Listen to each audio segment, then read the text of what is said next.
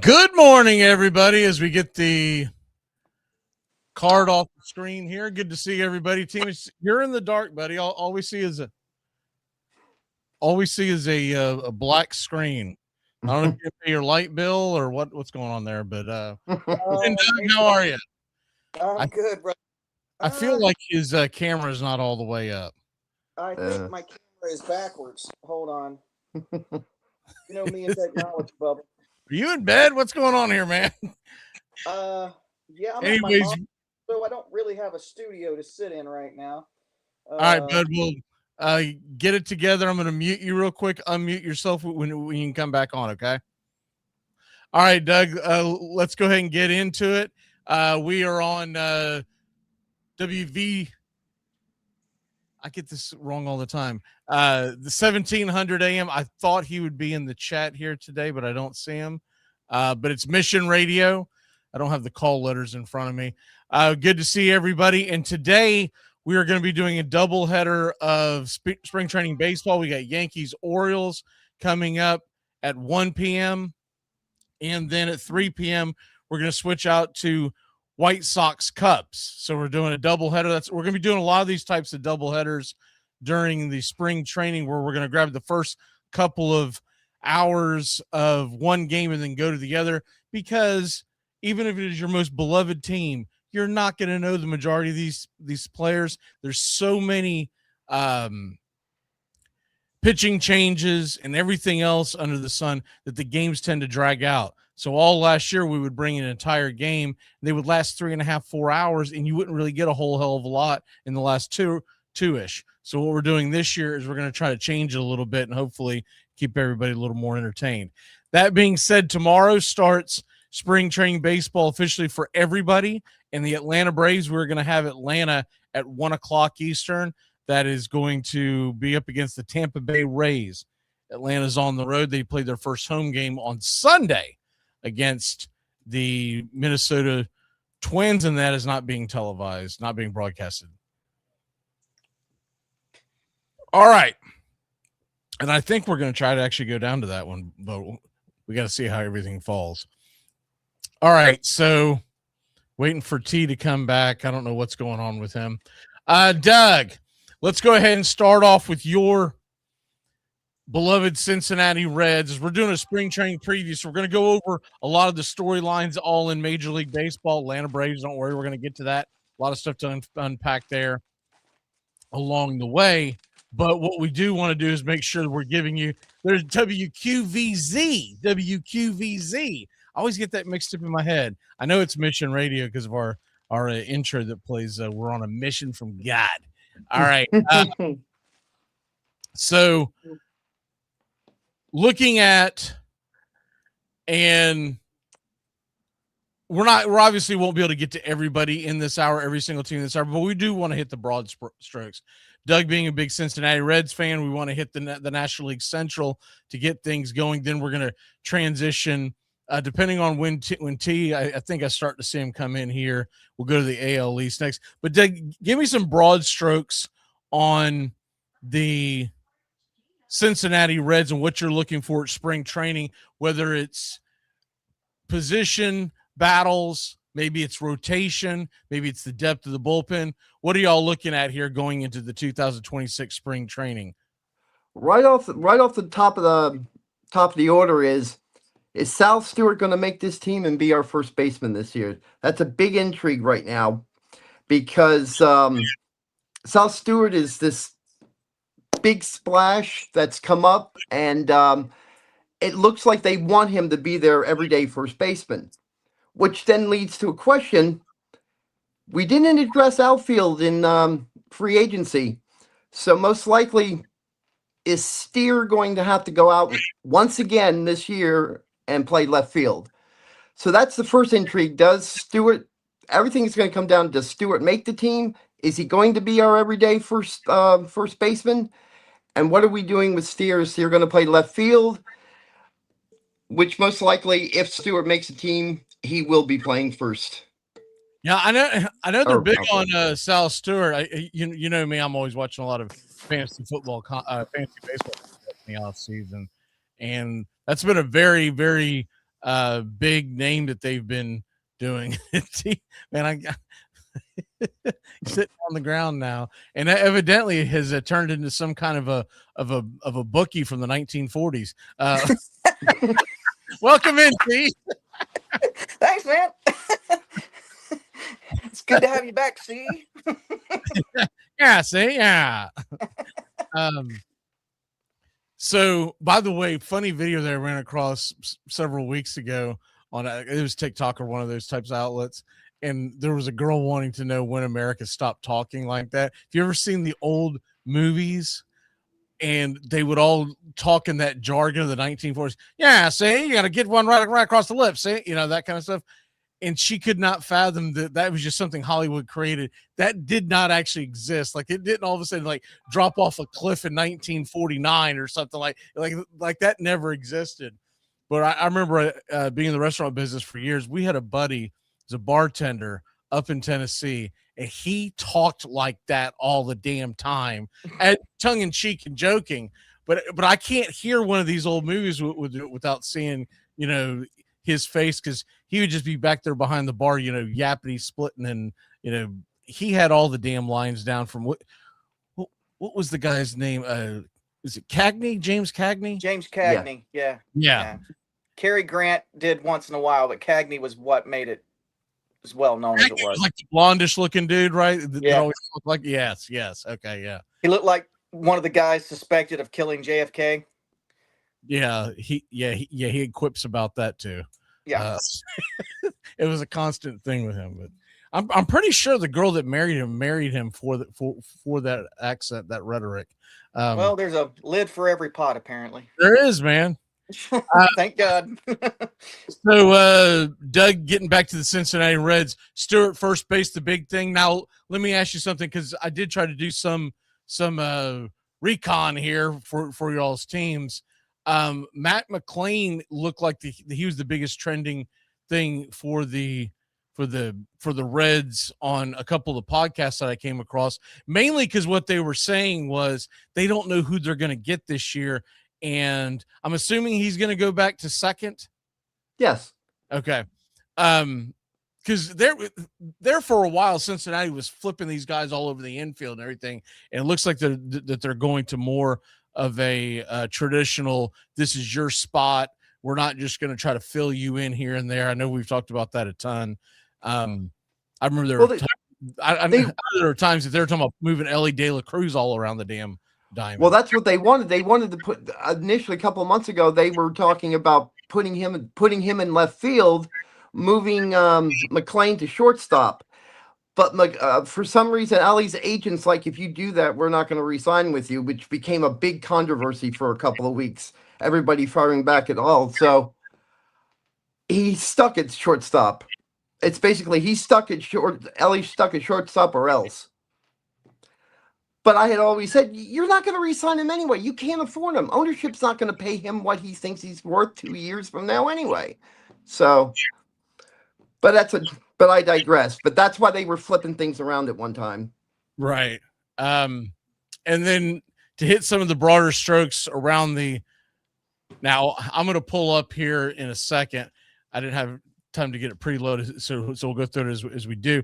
But looking around the rest of the NL Central, what are some of the bigger storylines that you're looking at? I'm looking at with the one thing with the Brewers to see if they get their rotation straight. If Woodruff can actually pitch a whole season after that injury. He pitched well when he came back last season, but I'd like to see a whole season of him maintaining that A spot. Also, who's gonna be their fifth in their rotation? Is it going to be Harrison, Sprout, or are you going to have Chad Patrick or DL Hall take that fifth spot? That's what I'm saying as far as the Brewers go. Pittsburgh spent all this money on offense, but yet when you look at their lineup and you look at their rotation, defensively they're weak. I mean, they may score a lot of runs, but I could see them giving up a lot of runs. A lot of errors. I mean, those gloves aren't exactly the best gloves in baseball. It seems like to me that they are planning on relying heavily on the pitching staff, and they brought in some bats to create some offense. But obviously one of the biggest problems that the Pirates are going to have is that middle relief. And at some point they expect to get Jared Jones back this year, but you're talking about leaning on Paul Skeens. You're talking about Bubba Chandler. You're talking about some of these other young. They've got an exciting young rotation, to be honest with you. The rotation is good. I was just speaking about especially if you look at the gloves. They don't play the guys. I mean, like Lowe. He hits 31 home runs, but he's 14 out. He's minus 14 outs below league average, which means he's not. When he's getting hit too, he's not stopping very much. Now I'm gonna go ahead and hit the see if here we go. So I got the PECOTA rankings for this division, and we can all kind of react to this as we go along. But the biggest thing that I see with the PECOTA rankings is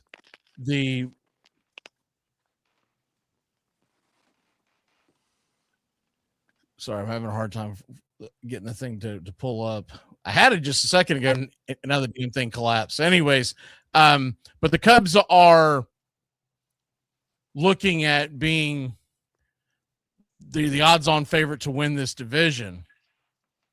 But even with that being said, I don't know if the Cubs are going to have the depth to hold off the Brewers, because we talk about this every year, and every single year everybody kind of laughs at the Brewers going, how in the hell are they expected to win this division over and over and over again? And every year they end up running away with the damn thing, right?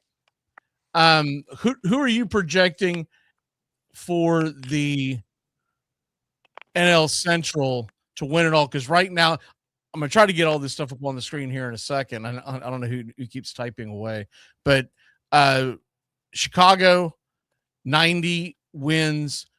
Milwaukee, 81 wins. That's a huge difference. Chicago, 91, and Milwaukee, 81. And then Pittsburgh sitting at 80. Cincinnati at 78.5, and then St. Louis way back in the back at 66. Who do you have winning the division this year? I think it'll be a dogfight between the Cubs and the Reds. I'm going to be a little bit of homer. The Reds are a better team. I don't know where those projections came from. PECOTA. I just said it. I'm sorry. I'm just so flabbergasted that they put the Reds so low. I got the Reds winning 90 games and winning the division. You have them winning 90 games? 89. It'll be close. I think they can win 89 games. Sorry, I didn't mean 90. 89. So But I got there we go. Yeah, I mean you got Cincinnati at 78. Are you kidding me? That's the standard projections that everybody goes over every single year. It's the Pacoda rankings have been around forever. They take a lot of things into account and they do adjust as the off season goes on. So if someone signs somebody, it goes up or down. So this isn't something that they just came up with way back in December and they're writing with it. The Pacoda rankings, although do flabbergast me so much, they are legitimately adjusting every single day. So if tomorrow in spring training someone gets a devastating injury, you'll see it go down a bit. Right. I mean, honestly, I think the Cubs on paper they should win it, but I don't believe it until I see it because this Cubs team, first of all, Milwaukee always seems to out manage them, not just on the field, but the general manager. Okay. Right. Now they may be drafting. Oh, I was going to just say, doesn't Milwaukee have a new manager? I can't remember his name. I've seen his face, but I can't remember his name. He's been there a couple of seasons now. Pat Murphy. He was the NL manager of the year. That's right. That's right. Pocket pancakes, as I like to call them. Until I see something different, I'm taking the Milwaukee Brewers to win the division. T, are you there? Like all I see is a black screen on you, buddy. I'm here. I see you guys. All I see on you guys is the lineup, like the ratings for the. Okay, yeah, but I'm talking about your screen itself. Yeah, You got the camera turned off. No, I don't. Well, I beg to differ. Well, I'm telling you, I see you guys plain as day. I see me. Hold on, let me turn it off and turn it back on. Is that better? No, it went away. Do me a favor, just come in and come out. All right. It could just be the connection. Yeah. All right. Yeah, I've got a lot of crackling on my end too, so I'll be right back. Okay. So yeah, taking that aside, yeah, originally I was going to be sharing these, but the application we use isn't sharing it very well. So that's the reason why I ended up putting it on the screen like that. But I have a hard time going against the Milwaukee Brewers. I just do. I have a hard time putting the Cubs very low. I think them in Cincinnati, those are the only three real threats. I'm going to be watching when I can a lot of Pittsburgh Pirates games because they're going to be a fun team to watch.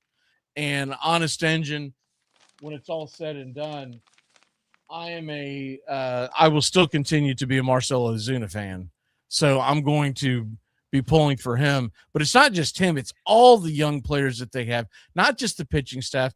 They have this Connor Griffin that's one of the top prospects in all of baseball. Yeah, I don't know if he'll come up with the team. There's a lot of debate that they may play the long game with him.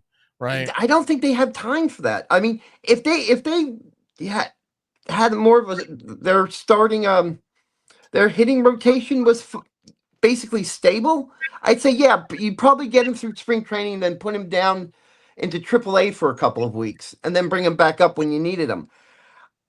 I think he's got to be, and that's one of the things going to be looking with him. He's got to be their starting shortstop this year. It's almost like do or die. You would think, but that's assuming that he has a very good spring. Because the one thing they don't want to do with this Connor Griffin is they don't want to rush him to the majors and then kill his value down the road because you rushed him there too fast. It seems like he's probably going to be there, but the Pirates never do this. They never bring someone up on opening day. They always do the manipulation with the contracts, and you can't do it as much as you used to be able to. But if they go out and they put the pause button, and let's say he comes up in June, and they just piece it together at the shortstop position until then. I don't know what's going on with the Temus's feed. Team has come out and come back again because we had you for a second, and then something happened. Anyways, when he comes back, we're gonna hit the American League East. Okay. But when I look at this entire division, when I look at this division, obviously the Cardinals are cooked. They're not going to be anywhere near it. I just don't see how the hell Chicago is 10 games in front of Milwaukee. That's my biggest issue with the Pacoda rankings. I get it that they signed Bregman. They went out and they got Cabrera from the Marlins in the offseason. I get all that. They look like that they should be better. But, man, 10 games over Milwaukee, who always seems to find a way. They always, you know, they don't have the household names, but they always seem to find a way. Yeah, then it goes to what you were saying, that team management, as I call it, witchcraft, how the last 3 years, how they've taken those teams and turned them into what they are.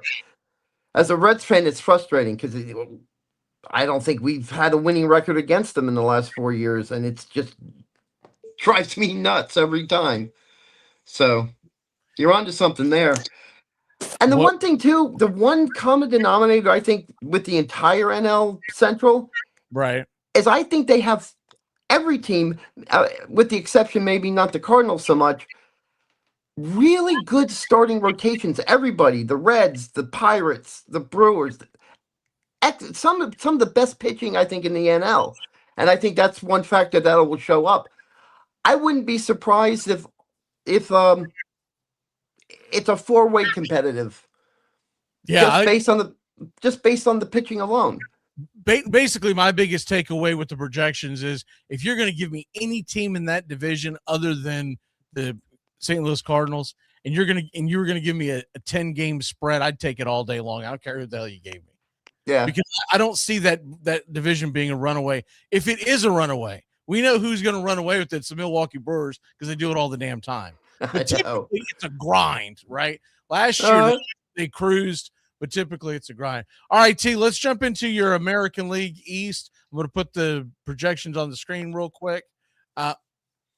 Toronto is being projected 89 wins, the 89.5. New York 89, Baltimore 83, Boston 82, and Tampa Bay 82. So no one's really in the cellar like they had with St. Louis that we just put up there. What they do have is it's a little strange to me. It's a little strange that they are going all in on the Baltimore Orioles, right? Because at the end of the day, and I'll put it up there one more time. Not the Baltimore, excuse me. Baltimore was being projected to win the division. If you're talking, Dave, I can't hear you any longer. I had you until just a second ago. That's your connection, T. So anyways, looking at this, we've got Toronto, we've got New York, Baltimore, Boston, and Tampa Bay. I don't know what kind of Wi-Fi T is on, but it's definitely an issue. So, Doug, looking at the American League East, maybe we'll wait till Timus can come back in, and we're going to have to kick him from studio again. So he'll come back in. I mean, it's ridiculous. He must be like sitting 48 miles away from his, from the internet source. I'm going to go ahead and jump in. See, here we go again. All right, T. Boston Red Sox, before your Wi-Fi goes kaput again. What do you got going on this year? What are you looking at for the different Boston Red Sox rotation, all that kind of stuff? What is your outlook going into spring training? And we've got nothing. All right.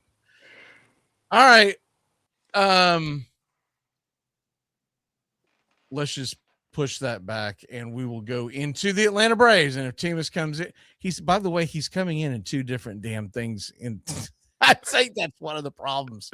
He's got two machines that he's got going on. And one is interfering with the other. Can you not hear me at all? I can hear you, but there's an echo because you have two devices going. So you With gotta, an echo. yeah, we're very aware of that. So, anyways, let me move on from. I mean, this is just a disaster. This was a terrible idea. Let's go ahead and go into the NL West while he tries to get that together. Real quick on the NL West, we all know that the Dodgers are going to run away with it, right? That's a given. But one of the more interesting teams that people keep talking about being a possible sleeper is that San Francisco Giants team. Now they've actually got them rated just above San Diego, and then Arizona, and then of course Colorado bottoms the whole thing out.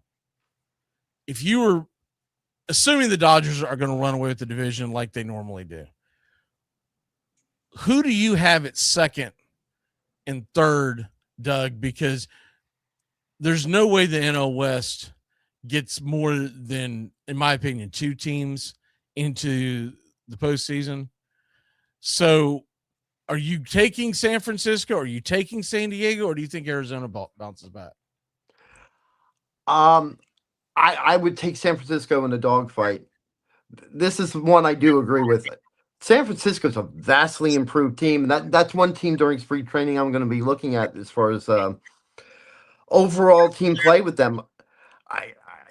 The best thing I can say is I like what they've done. I love the signings. I love how they're building this team, and I can see them being second place and making the playoffs. I could see them doing it. Yeah, San Francisco, I always tend to pull for them just because they're the anti-Dodger team, right? So if I'm up late, I'll pull for the Giants.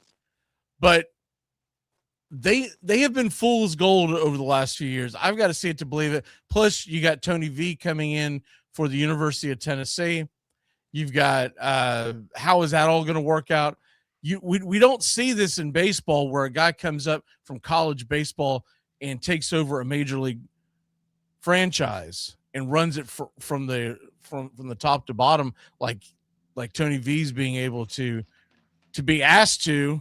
And look, he got paid, and I understood why he left. But I do wonder if sometimes San Francisco, the Giants front office in general, and Buster Posey's now the head honcho, but he's listening to a lot of their pencil pushers, right?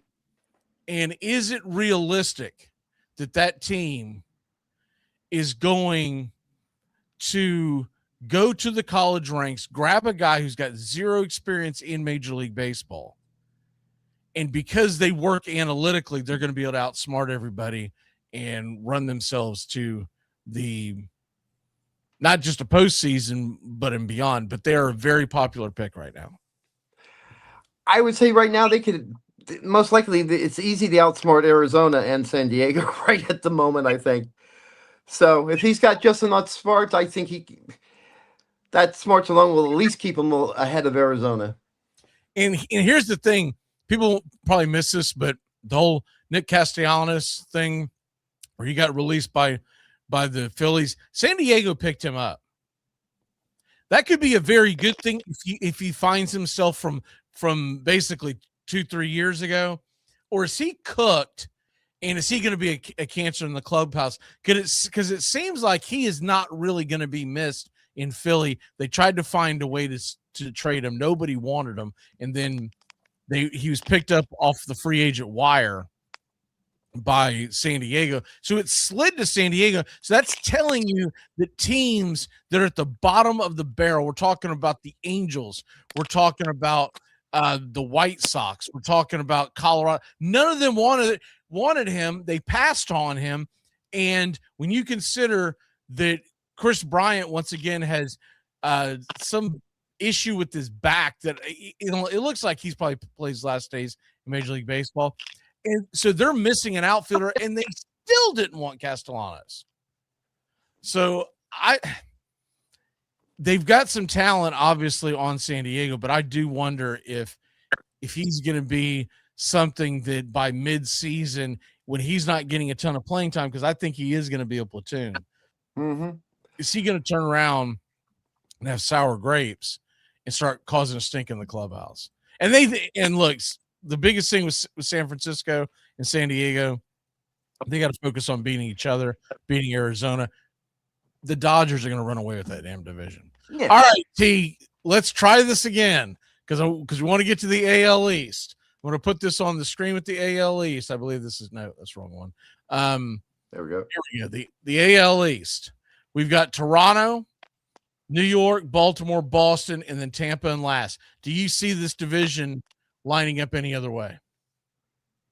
I think it's going to be New York in first and Toronto in second. That's the only thing I would flip on that. I don't see Boston making the playoffs again. I think the worst thing that happened to the Red Sox was making the playoffs last year because ownership will be like, see, our way is working, but it's not. We didn't get better. We got worse. I mean, our pitching staff improved a little. We still have bullpen issues. We don't have a power bat. So, team overall, the Sox did not get better. I think the Yankees are the Yankees, and I don't, the Blue Jays, it's hard to go twice in a row, and they've always found a way to blow it at the end. Last year, they managed to get to the series. Your audio is terrible. I mean, it is choppy at best. How far away are you from the internet router, the Wi-Fi? I'm at my mom's house. Probably running diesel. I don't know. But everybody can hear it. John actually made a pretty funny comment. He said he was talking about his Wi-Fi. He said, Timus. Timus out there getting his Wi-Fi on a Timu. I'll try to clean this up a little bit as we see if we can get your audio back in gear. One of the things that I find most intriguing about Boston this year is Wilyer Abreu. They're saying he's going to get more at bats. He's going to face left-handers more often. Is he? They still have a log jam there in the outfield. Horrific log jam. You've got Wilyer Abreu, Roman Anthony, Jarren Duran, Rafaela, and Masataka Yoshida.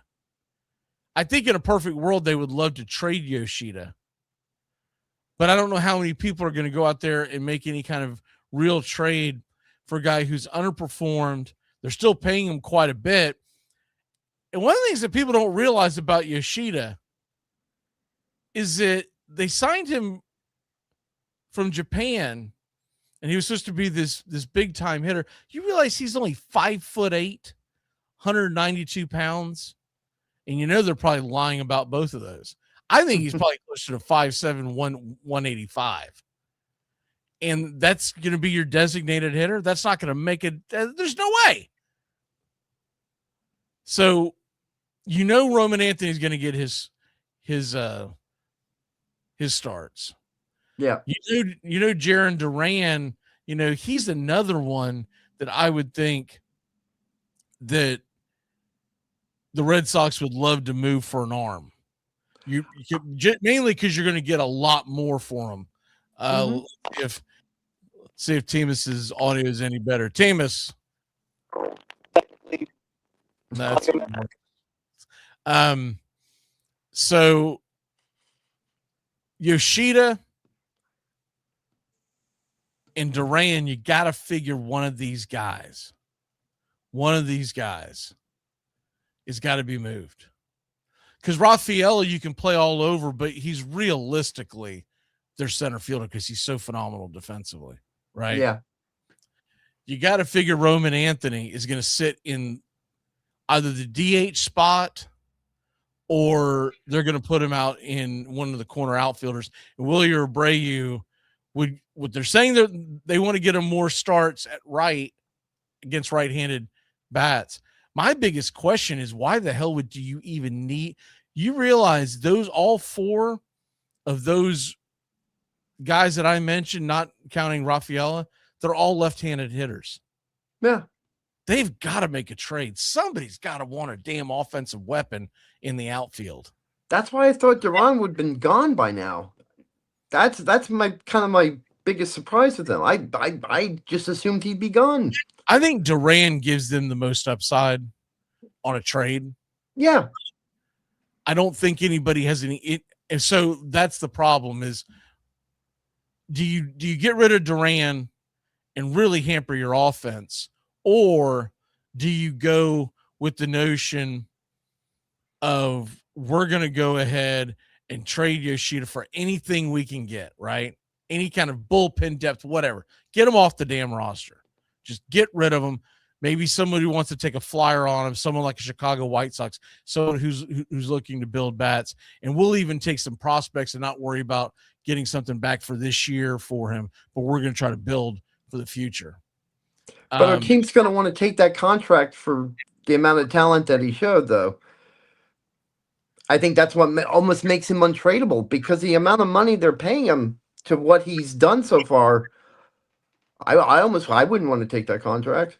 Well, then the idea would be to trade Yoshida for a good bullpen arm, or maybe even a starter, and you're gonna eat a lot of that money just to get him off your roster. Timus, I don't know if you to hear us, but basically what we're talking about is there's a log jam there in the outfield, and they're saying that Willie Abreu is going to get many more at bats versus left-handed sticks arms this year, where in the past he's been a true platoon. If there was a lefty on the bump, he just wasn't out there. Yeah, and Yoshida, they're just going to have to DFA him. Nobody wants him. Nobody wants that contract. Even the lesser teams, they're not going to. He doesn't hit lefties. He's not good in the outfield. But Abreu, they're projecting Abreu to get 500 at bats this year, and I'm okay with that. I think they should just DFA Yoshida and make Duran the DH and just eat that money, because Yoshida's going. I mean, he's the biggest log in the log jam. Yeah, what my idea is to basically just get rid of him and see if you can get anything for him, right? Even if it's just some kind of a depth piece in the bullpen.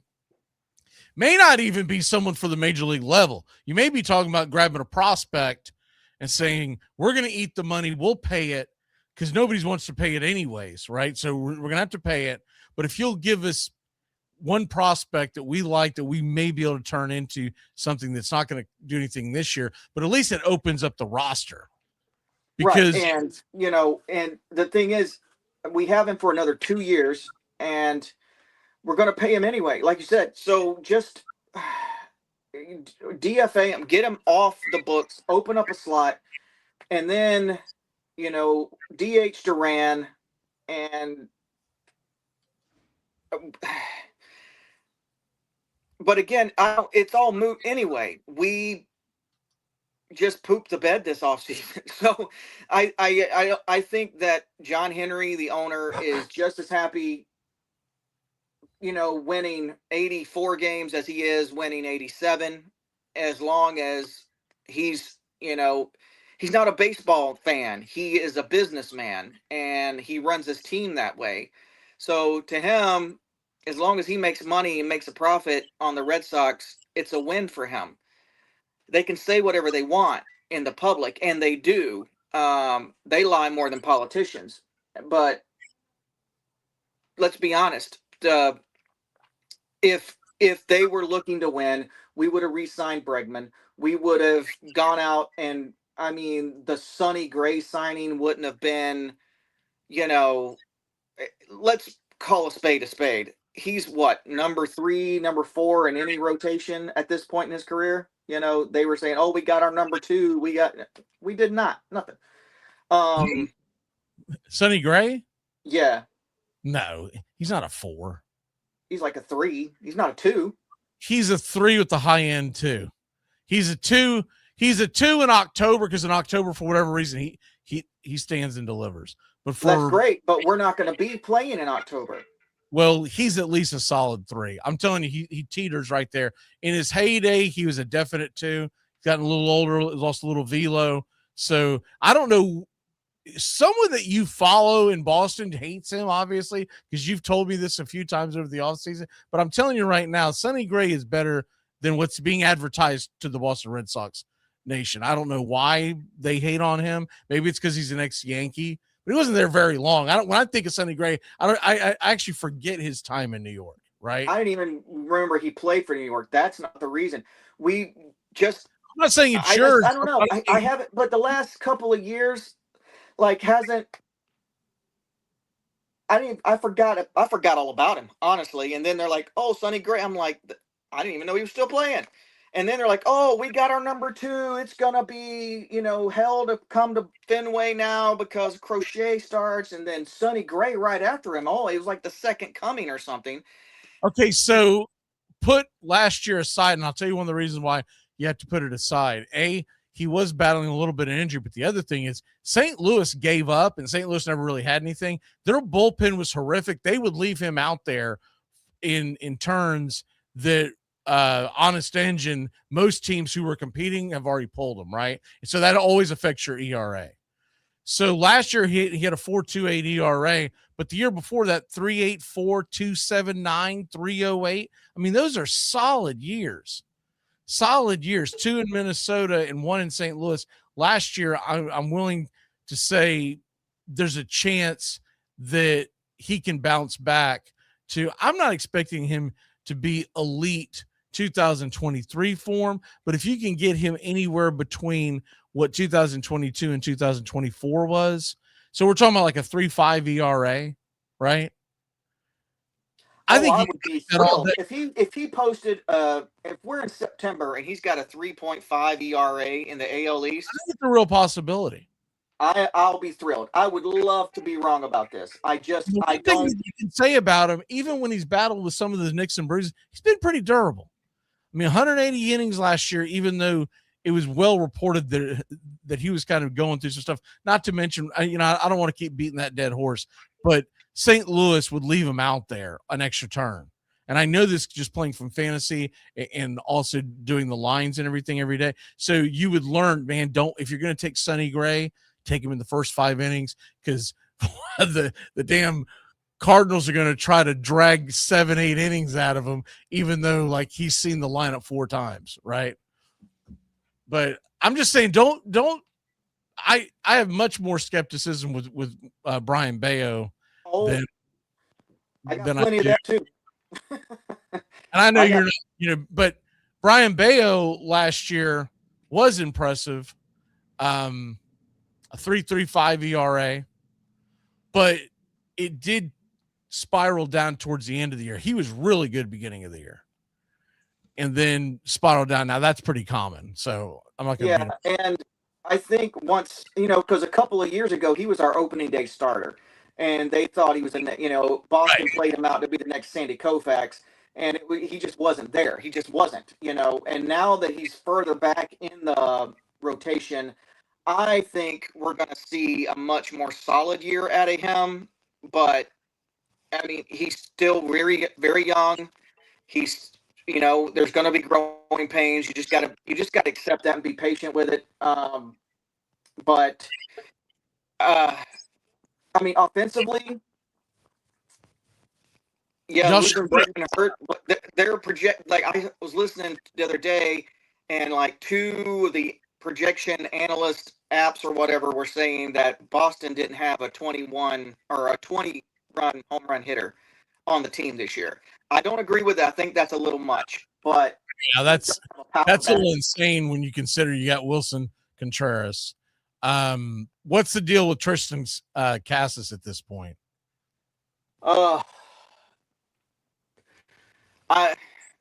They don't know what to do with this kid. All right, fair enough. But as far as 20 home run hitter, Wilyer Bray is going to get 20, especially if he's going to get 500. I think Trevor Story's going to hit 20. He hit 25 I just want to see Trevor Story. And Roman Anthony will be right around that 20. He's really looked more as a 5-tool player. So he gives you all kinds of things. So I don't know if I buy into them saying they don't have a single one. I mean, they've got 2 or 3 that I could say. Yeah, I think, yeah, I disagree with that And there's more than entirely. one I way to think skin Roman a cat. Anthony's going to, There's more one way to skin a cat. You don't have to bang the ball over the wall left and right. If you can just pepper the green monster, you can put up a ton of right. runs. T, we're starting to lose you again, so I'm going to give you a walk-off because we're going to do Braves next. What's your walk-off, your overall view of the Red Sox? Because I've already lost your picture, but I think I got your audio. I think it's going to be more of the same, but screw it. Come on, April. Go Sox. All right, brother. Thank you for your service, and we'll see you down the road, and stay safe. And reminder to all the Red Sox and Reds fans, because that's who we got sitting here. Opening day, 4:00, we're doing Red Sox Reds on Braves Country Radio. The Braves got pushed back to the next day. All right, brother. Have a good one. Okay, Doug, let's go ahead and get into the National League East. And I have, you pull up their Pacoda rankings.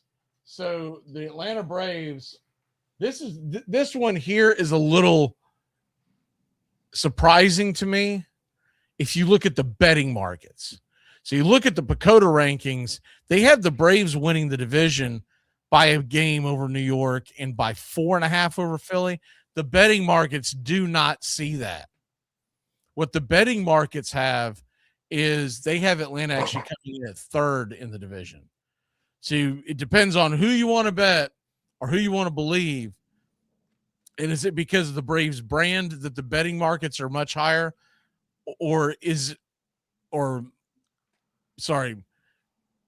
much lower in the betting market across the board, but they have climbed up in states like Georgia and Florida and whatnot, right? Mm-hmm. I don't know if anybody in the National League East is going to win 90 games because I think they're going to beat the hell out of each other. I think 87, 88 would probably comfortably get you in to the division win. So what I'm telling most people, because I've been looking at it, if you're going to take the Braves and you think the Braves are going to have a good year, and you're kind of you're kind of throwing some shade or fading the other two juggernauts, meaning the Phillies and the Mets, you're going to get a 2-1 if you take the Braves to win the division. If you have them to win right now, it's 89.5, I believe, or 88.5 on Hard Rock. Mm-hmm. You're getting a -130. I think if you win 89 games, you're going to win the division. So my point being on the betting side of it, if you're going to take this bet, take them to win because you're going to get 2-1 right now. Right now, the Braves are getting 2-1 odds to win the East. I don't think I would bet it because of the disaster we have going on at the bullpen, right? I mean, the starting rotation. They've come out and they have said this on numerous occasions, even though we were told at the very beginning of the year or beginning of the offseason that the Atlanta Braves, they are very interested in the number one thing that AA laid out during the offseason, going into the offseason, is that we needed to get a starting pitcher. We have not done that. Not via trade, not via I'm not going to count Martin Perez. Martin Perez could be a serviceable veteran, but that's not what they were dangling in front of us. What they were dangling in front of us was someone like you still got a couple out on the board. Nobody thought we were going to go out and get Dylan Cease, or nobody with any knowledge of it. But you do have Lucas Giolito and Zach Littell still out there. The problem is, and Ken Rosenthal reported on this yesterday, if you're going to pay them what they think their market value is, which is around $20 million, Atlanta doesn't believe those two pitchers are worth that. So why are you overpaying when you can save that money?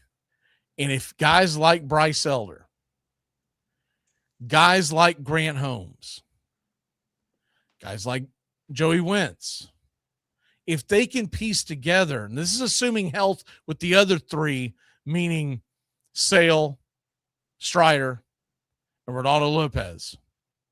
if they can piece together some solid innings from some of the other guys, they could then, if they're in the playoff push, go make a trade for a real difference maker in your starting rotation at the trade deadline. And I like that idea, but only if he does it. Because he says this kind of stuff, and then all the damn time, what we end up getting is we just couldn't find any takers for Marcell Ozuna, so we decided to eat his money and keep him on the team, even though we had no desire to re-sign him, no plans to re-sign him. So we kept him on a team that was 15 games out of the playoff spot, and that's my problem. Is at the trade deadline, the one thing Anthopoulos has not been is aggressive with game changers, right? Get guys that you're going to come in and go, that's a number 2 in the postseason. That's a number 3. That's a guy that's going to be able to push us down the road. That's going to be able to get us over the hump. And I mentioned this in a previous show. Sometimes that can give you a shot in the arm at the trade deadline if you get a big time pitcher. But he has yet to show that he's going to actually cough up the chips that it's going to take to get that pitcher. And they're going to sell us, and just ready for this. They're going to bake this in. Hurston Waldrop's going under the knife on Monday. Schwellenbach just went under the knife. They're both expected, in best case scenarios, to be back. I'm talking about after rehabilitation and whatnot, around July, because it's 3 months of recovery time, and then you've got to factor in if there's any setbacks, and then they get to ramping them up. That's going to take a month, right? Yep. So we're talking about July best case scenario. I've been saying after the All-Star break, you know what they're going to sell to us, because they do it all the time. Well, when we get them back, it's going to be just like getting a big trade at the deadline. And that's what they're going to sell to us. And we're like, it's not, because they're going to be coming off of surgery. They're going to be in spring training form, and it's going to take them at least a month to get their feet under them, and that's assuming there's no setbacks. So that was the most. When I look at what's going to happen here with the Braves, I'm okay if they want to spell it with Elder and Holmes, although I worry about Holmes' injury. And maybe you get something out of Martin Perez, right? Mm-hmm. I'm not going to bank on Didier Fuentes. He's still only 20 years old. And he looked terrible last year. We'll get a chance to see him in the spring, and he'll probably look great. But there's a big difference between that and a lineup preparing for you and seeing you 2-3 times through. So that's where I'm at with this. And the other big thing that's going on with the Braves, it's really more of a buzz thing. I don't really think this kid has got any real chances of making the squad, because you got to remember he's 19 years old. But the Braves shortstop prospect John Gill is going to turn a lot of heads in the spring. Okay, it's just going to happen. He's a big kid. He's got a good swing. He's a shortstop. It's been a need for the Braves for a while. But just before everybody starts trying to trick everyone into thinking, hey, man, that he's not going to break with the team. There's a very good chance you don't even see him. I don't have it pulled up right now, but his minor league stats so far are horrific. And you expect him to be, because he's 19 years old, right? But just get ready for that, Braves fans. Is that John Gill is going to be the guy. Most people call him Johnny, but it keeps getting printed as John Gill, so maybe he's trying to get away from that. But I've known him for Johnny Gill over the last couple of years. Even Mark Bowman says he's going to be the most hyped prospect. They did sign Dominic Smith the other day. I don't think he's going to make the roster either.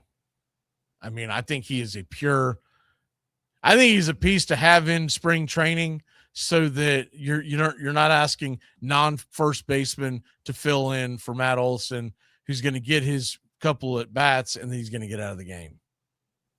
But right now, the rotation options for the Atlanta Braves is, as they have him listed right now, it's Sale, Strider, Raylo.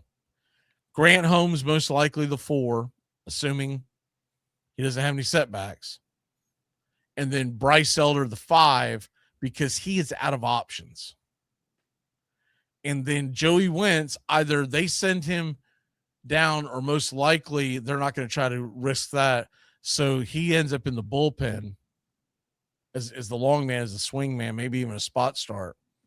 The only other two names that they're being serious with after the injuries to Schwellenbach and Hurston Waldrop is Carlos Carrasco, who was a disaster last year. Cookie Carrasco, he's done. And I'm not even trying to pick on Cookie. He's done. And then Martin Perez. And Martin Perez is a junk ball journeyman. Yeah. So I love the bullpen. I think the bullpen is going to be the strength of this team once again. When we get some of our pieces back, like Murphy, like Hassan Kim, it's going to make it a much deeper roster. And honestly, I like the addition of Jonah Heim as the Braves backup catcher until Murphy comes back. He's basically the same thing. He's a good defensive catcher, and you don't expect a ton from him on the offense, but you can't have Drake back there catching every day. No, I was glad they signed Heim. I saw that. Like you said, he's got a great glove. I think he'll fit in fine. Yeah, you can't. Drake isn't more good for than he's kind of like Tyler Stevens. He's like Tyler Stevens. Like he couldn't have any more than maybe 40, 50 starts in the season anyway. He breaks down too easy. If my memory serves me right on him. Yeah, well, the thing about Sean Murphy, by the way, the other day I was looking at the Shredder, which is the one that calculates who are the best, who are the top 10 at each position in baseball. They had both Murphy and Drake Baldwin in the top 10. They actually had Drake Baldwin like number 3. Huh? I can't buy that because they're supposed to take into consideration defense. Yeah. His defense has been horrific.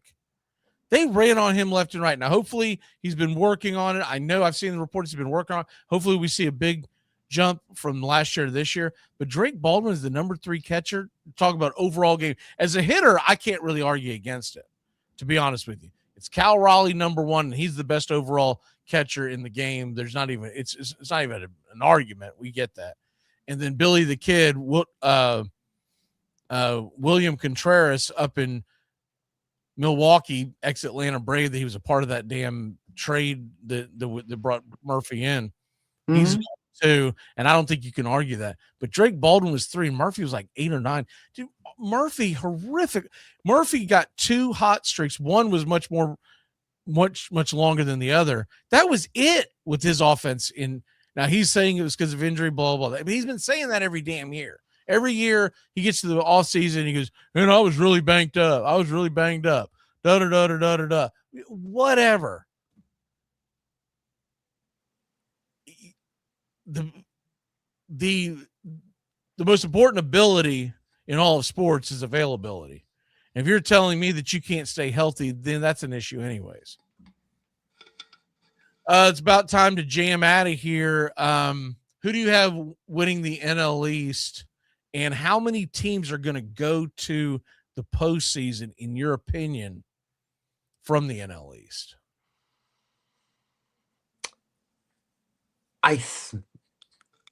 As of right now, I hate to say it, sorry, Braves fan, I almost think the Mets are going to win the division, but I do believe that the Braves and the Mets both will go to the playoffs. I think the Braves will make the playoffs along with the Mets. The Mets will be division, you'll be a wild card. And that's all that's coming out of the East. I don't see the Phillies or anybody else.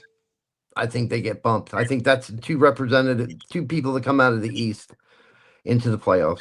Of the Braves and the Mets. Mm-hmm. I'm still going to bank on the Braves offense having a much better year. It's not going to be 2023, but hopefully, God, it's not the beginning of 2025. I love the bullpen, and I always say that the bullpen is the most important part of a team. So I'm going to stick with the Braves winning it, but I think it's going to be a nail biter. And this is only if they can get 4 and 5 figured out in the rotation, because hoping Waldrop and Schwellenbach come back in July is one thing. Seeing it is another thing. And it would not shock me if one of these two guys we don't see again the rest of the year. Hell, we may not see either one of them. Yeah, just ask Bob Woodruff from 2 years ago. He was supposed to come back in 24 and re-injured the whole thing, and we didn't see him in 25 and then or 24 and then came back in 25 late. And remember, loose bodies in the elbow, which is what they're saying both of them had. That's the same thing that put Sean Manaea out of business. Yeah. Last year. They said he was going to be back in a couple of months. He ended up finally coming back towards the end, but he was not nearly the pitcher that he was. There's reports in the spring now that he's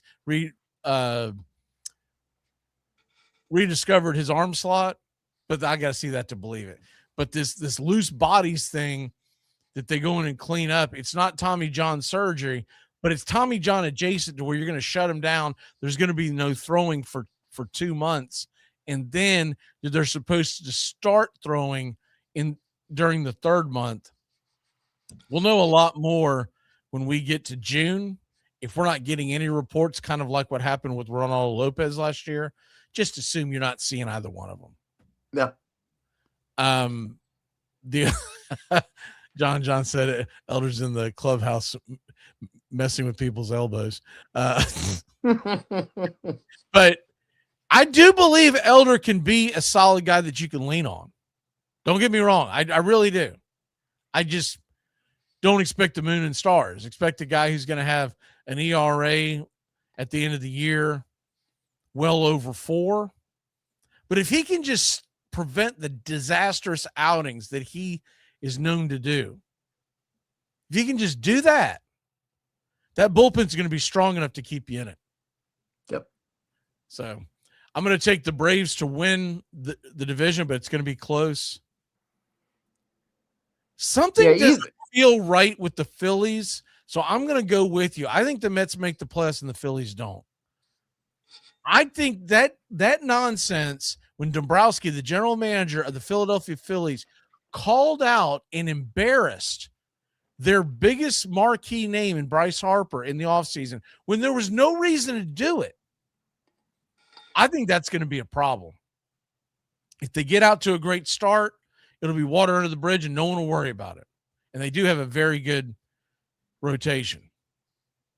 But if they stumble because of that bullpen, because of another number of things, there's going to be finger pointing. And the next thing you know, Dombrowski's going to start feeling it. I don't know what he thought he was going to gain from calling Bryce Harper a very good player, but not a superstar. Well, why'd you give him $350 million? Because you're the one that did it. Yeah. You're the one that signed the check, you dumbass. All right, we'll see you at 1 o'clock. Or actually, we're coming on at 12:45. Baseball begins today, baby. It's Yankees and Orioles, and at 3 o'clock, we're just going to transition into the next link. So what you're going to see at about 2:55, we're going to say our goodbyes, and I'm going to fire up the next one. We're going to see. We're going to do this several times during the spring, but this is the first try at it. And hopefully, it's smoother than what I fear. What's your walk off, Doug? With the Reds, follow the battle between Chase Burns and Rhett Lauder for that 5th position. That's going to be fun to watch to see who earns that 5th spot. And if there's a God in the heavens, somebody go out and sign someone for the Braves. I would be even fine if they just if they grabbed 2 journeymen and said, let's just get them to compete. But let's quit screwing around and thinking Cookie Carrasco should be an option on Braves rotations from MLB Network. That's you see that and you're like, what year? Like, what year is this? All right, we'll see you at 12:45. Yankees, Orioles, and then it's Cubs, White Sox.